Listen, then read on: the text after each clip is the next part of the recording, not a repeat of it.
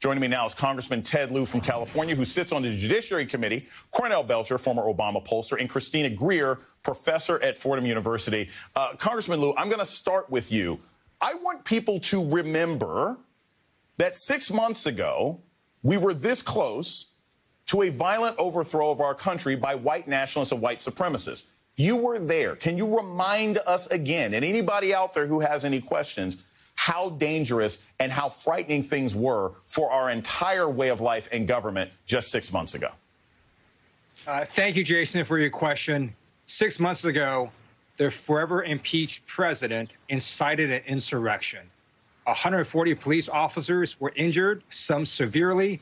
Multiple people lost their lives. There was significant property damage. And what we have now is a select committee that's going to investigate what led up to January 6th, what occurred on January 6th, and the consequences of January 6th so that this never happens again. And here's the thing. Just because a committee is put together, that, again, won't stop some of these violent insurrections. They don't clearly care about the law. What do you see happening within the Congress? What has to happen within Congress to also tamp down the irresponsible members who are still perpetuating these lies and stoking this kind of violence in the world? There is one way to reduce further political violence, and that is if Republican leaders would simply say one truthful sentence: the election was not stolen. Because they're unwilling to say that simple, truthful sentence, you have people believing conspiracy theories that the former president is somehow going to become president again. In August, you now have Capitol Police having to open up satellite offices in Florida and in California to protect members of Congress. And you've got a radical right Republican Party that is becoming completely insane right before our eyes.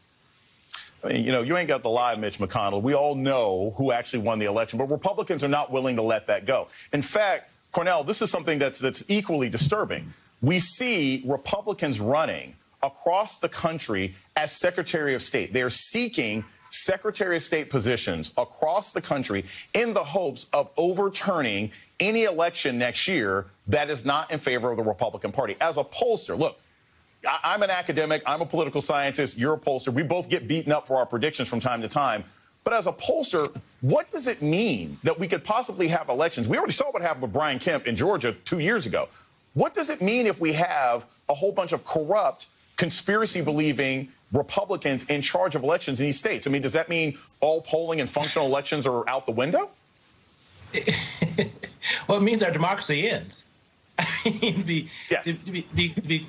be quite frankly, it means our democracy ends. I think every American, and look, Congress, and you know, hats off to Congressman Lieu and what they're trying to do in Congress, but to a certain extent, America's democracy is in the hands of Americans, and it's in the hands of those millions upon millions of middle Americans who don't believe the lie and are far more worried about how to pay their kids' college tuition and struggling with healthcare costs and infrastructure than they are with Donald Trump being in power. But also understand, my friend, that this idea of this election being stolen, it does make sense to them within their framework because their country is being stolen. And this goes back to, and I think you and I have had this conversation before, I mean, this goes back to the Tea Party with we got to take our country back, where we literally have tribalism on the rise, where people think that their country is being taken by the political empowerment of, quite frankly, people who look like are on your panel right now. And that's not sitting well with them. And Jason, they are not giving up power nice and easy, as you see them marching through the streets of Philadelphia. And quite frankly, this will get worse as we inch closer to majority-minority in this country before it gets better. You got to be particularly bold to march in Philly. I just want to point that out. And that's part of what's dangerous when these white nationalists are deciding that they want to try and march in Philly. Dr. Greer, one of the other things that concerns me as I've seen these sort of change and this sort of ignorance is the way in which Republican and the far right and white nationalists are trying to whitewash what happened 6 months ago. Andrew Clyde, the guy who famously said that, you know, the people who attacked the Capitol really just look like a bunch of tourists, even though he was screaming and hiding behind Capitol police officers when the attack happened. I am amazed by these Republicans who can try to sugarcoat the insurrection and then celebrate the 4th of July last weekend. Can you explain to me that sort of grotesque hypocrisy? No, Jason, because it's cognitive dissonance of the highest order. I mean, you can't have Mitch McConnell on the floor of the Senate saying that this is Donald Trump and he knew what he was doing and he stoked these flames. And then fast forward 6 months, he says, well, you know, I don't really know what we were talking about. That didn't exist. So this amnesia that Republicans, the selective amnesia that they choose to have, to not only whitewash our history, 1619 Project, right, but also something that happened January 6th, 2021, is part of a larger narrative of Republicans. And I agree with Cornell fundamentally that this started in 2010. I might back up a little bit and think about Ronald Reagan going to Philadelphia, Mississippi, and declaring that he's going to run for the presidency. I might then talk about George W. Bush and America First when we are engaged in two not wars, altercations, if you will, overseas, because we keep changing the definition of what that is for financial reasons. And then fast forward to 2010 and then 2016. So this is part of a larger Republican project that they have been doing to try and whitewash, you know, and I refuse to use the term majority minority because it's like we are not only a global majority as people of color, but we are now soon to be a majority in the United States. And that is part of where this angst and this anxiety and this straight up violence is coming from. Not just on January 6th, but if we look at cities and towns across the country, we've seen it now for years upon years, not just with Black Americans, not just with immigrants, not just with Asian Americans and the Latinx community. We're also seeing it with our Native brothers and sisters as well. And it's part of a larger conversation that so many Republicans just fundamentally refuse to have and acknowledge. And while I love the deep cut of going back to Philadelphia, Mississippi, this is why I like having professors on, we also can't ignore that there was one little gap that you mentioned there when you jump from the 80s to 2010 is the black guy who got elected president in 2008. And I think that seriously ratcheted up this sudden question about what the integrity of our elections are like. That's one of the other things that comes into play. And I want to ask you this sort of as a follow-up, Dr. Greer. When we are looking at the possibility of people literally running for office with the intention of overthrowing the government, is there anything that we can actually do? I mean, you can't change the criteria under which somebody runs for office, but if 30% of the Republican Party is running saying, I'm going to make sure that when I get into office, black, brown, tan people and poor people can't vote, what are the options on the table? Well, I think the great thing that happened in the 4 years of the Trump presidency, sorry, I live in Brooklyn, even though I'm a Philly girl, one of the great things that happened under the Trump presidency is that so many Americans learned about the various levels of government, and they recognized, as Cornell said, democracy isn't something that we can just put on the wall, admire it, and walk away. We have to be active participants on a daily basis. So if that means that more Democrats are paying attention to what a Secretary of State actually does, if they're contributing $5 or knocking on doors or getting involved in more local level politics to make sure they actually cut people off in the pipeline who are sort of spouting the big lie and really supporting candidates that fundamentally want to work on the Democratic Republic, then that, I think, is a positive that can come out of this because so many people are either inspired to run or inspired to support quality members of not just Congress, but local levels to make sure that they get in and actually work on behalf of truth and democracy and not the big lie. Exactly. And no problem with the honking horns. The fireworks in L.A. stopped about 10 minutes ago, so we're good. Ted Lieu, Congressman Lieu, I have to ask you this because one of the other concerns that I have about the people who we have running now and what has overtaken the Republican Party, even though, again, as Dr. Greer mentions, this has been going on for a very long time, is the sort of pride with which they take in simply not doing their jobs. I want to play this clip from Mitch McConnell and get your thoughts on the other side. Well, it passed on a straight party line vote. Not a single member of my party voted for it. So you're going to get a lot more money. I didn't vote for it, but you're going to get a lot more money.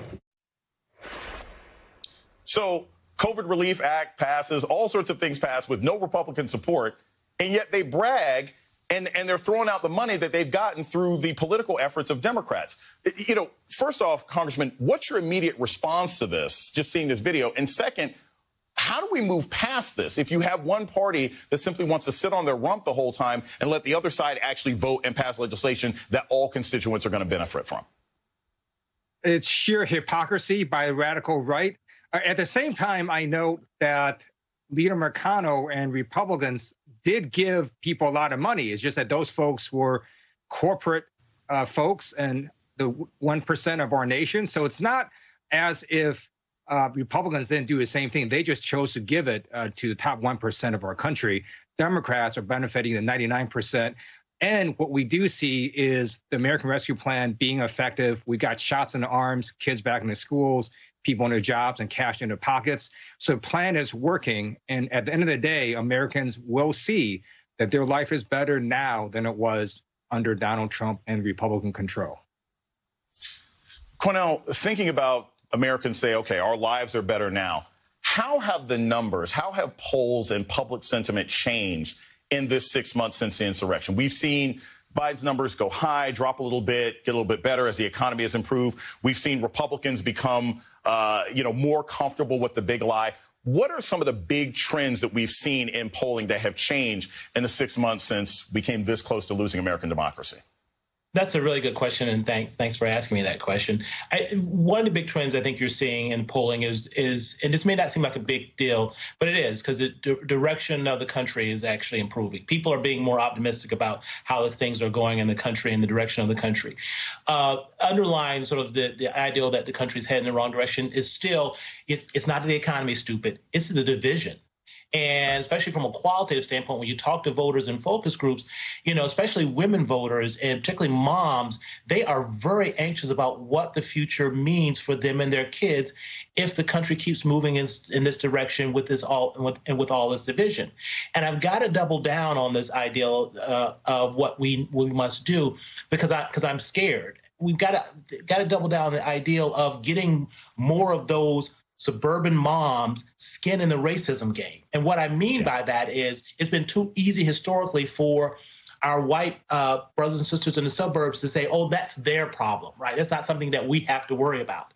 With what's happening in our country right now, they have to understand that they have skin in the game, and it's not okay for let Mitch McConnell and Republicans keep getting away with this, because if you do, democracy ends, right? The moment, Jason, they overturn one of these elections, everything goes up in smoke. Like, our democracy must end. And I know that sounds terrible and frightening, but middle America must be afraid. They must be terrified at what's going to happen in this country if we keep along this slippery slope. That's the only way it's going to stop.